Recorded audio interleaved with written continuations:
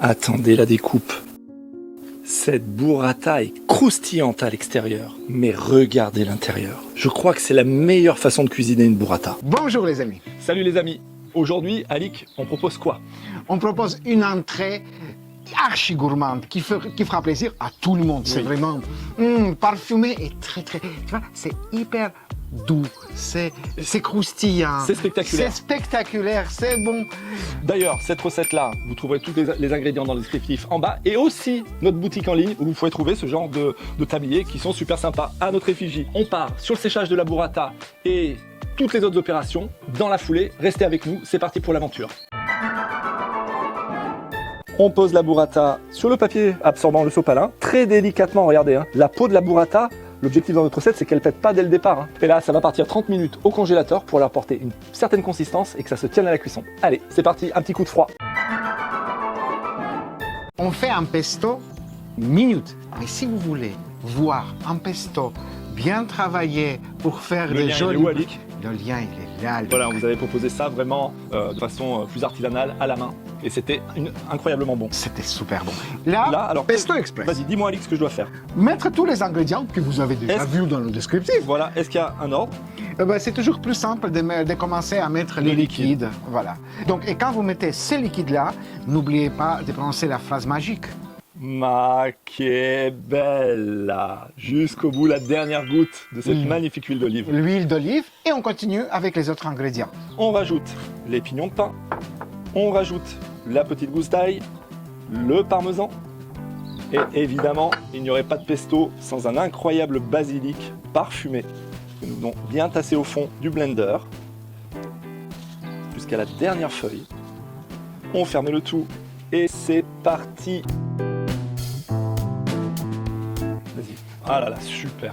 Nous, on adore ça, hein. Basilic, huile d'olive. En Italie, là. Ouais, là, c'est magnifique. Important, je crois, Alik, il y a quelque chose d'important sur notre pesto, la texture, en fait. Oui, c'est juste, contrairement à ce que vous avez vu, c'est un pesto plus liquide parce qu'il va être chauffé et utilisé comme une sauce. Voilà. Ça va faut couler. qu'il soit recouvrant. Voilà.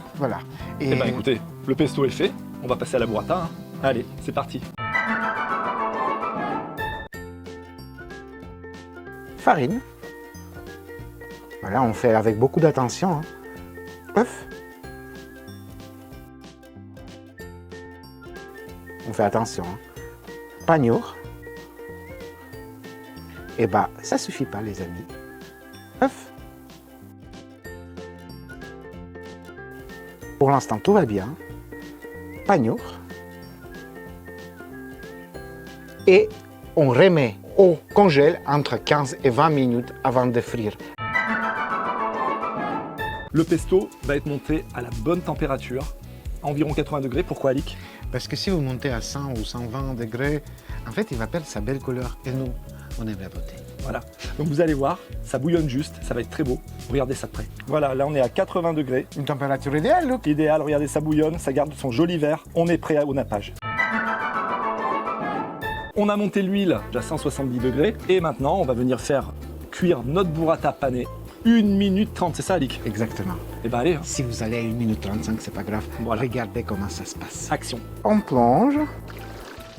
Ça réagit tout de suite. Et c'est parti pour 1 minute 30. Regardez les amis, la coque, elle est bien faite, ça n'a pas éclaté. Et place au mariage. Pesto burrata, les amis. Pesto burrata.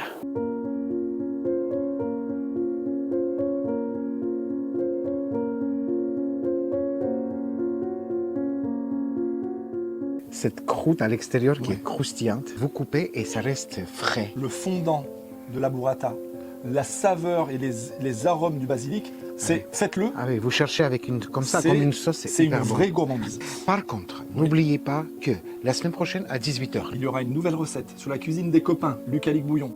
Le petit like est ici parce qu'on est sûr que vous avez aimé cette recette. Oui. L'abonnement, il est ici, là-bas. Cliquez sur la petite cloche, comme ça vous êtes sûr de nous retrouver chaque semaine à 18 h. On est de plus en plus nombreux. On ne va pas s'arrêter là. On va partir pour des aventures culinaires, Alik, de plus en plus loin et avec toujours plus de saveurs. Et gros bisous à la semaine prochaine. Ciao! Ciao!